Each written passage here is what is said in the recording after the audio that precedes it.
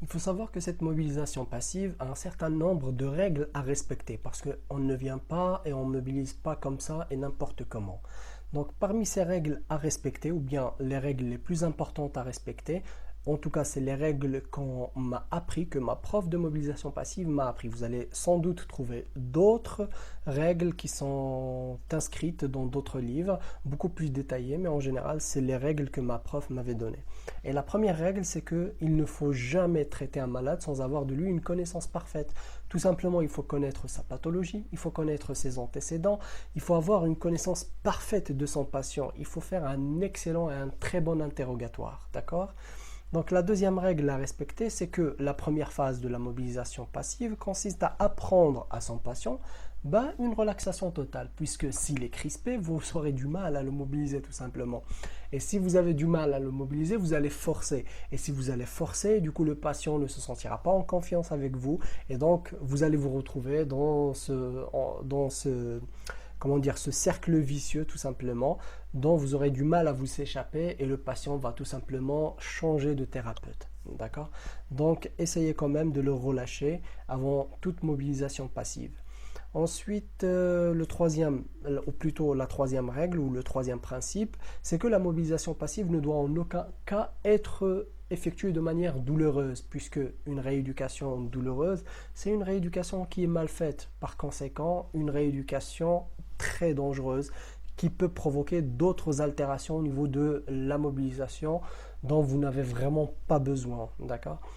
Ensuite, le quatrième principe, c'est que le patient doit être mentalement présent lors de sa mobilisation passive, comme je vous l'ai dit tout à l'heure, parce que ça va permettre la remémorisation du schéma moteur qui a été altéré par la pathologie ou l'accident ou peu importe. Ensuite, le cinquième principe, je dirais c'est un principe de bon sens, parce que vous avez un être humain devant vous, vous n'avez pas une machine, vous n'allez pas venir et commencer à mobiliser et vous allez partir par la suite. C'est une personne, c'est un être humain qui a des sensations, qui a des émotions, qui a des craintes, qui a des douleurs. Donc il faudra que vous soyez à l'écoute de votre patient. Ensuite, l'autre principe, c'est qu'une élongation qui dépasse les possibilités de résistance d'un tissu constitue une action, ou plutôt une agression antibiologique génératrice de troubles pathologiques.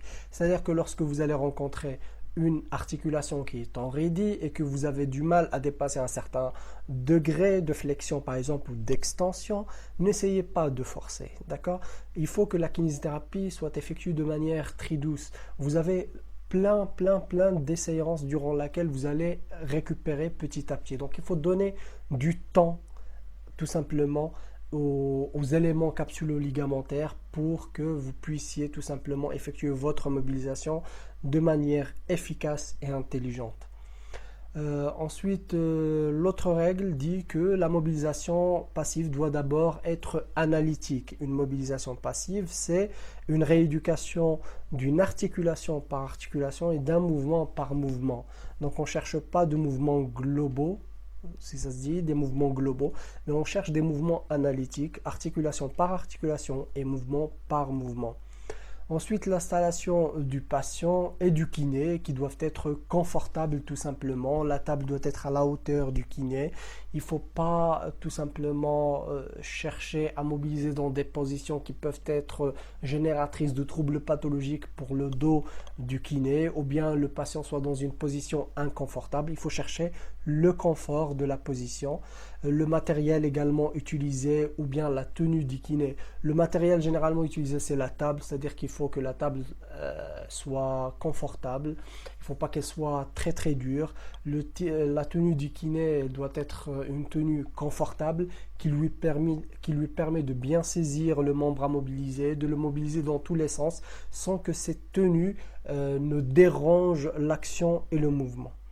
Et bien évidemment, la prise et la contreprise en fonction de l'articulation. Il faut savoir bien positionner sa prise et sa contreprise pour effectuer une meilleure mobilisation analytique du mouvement recherché.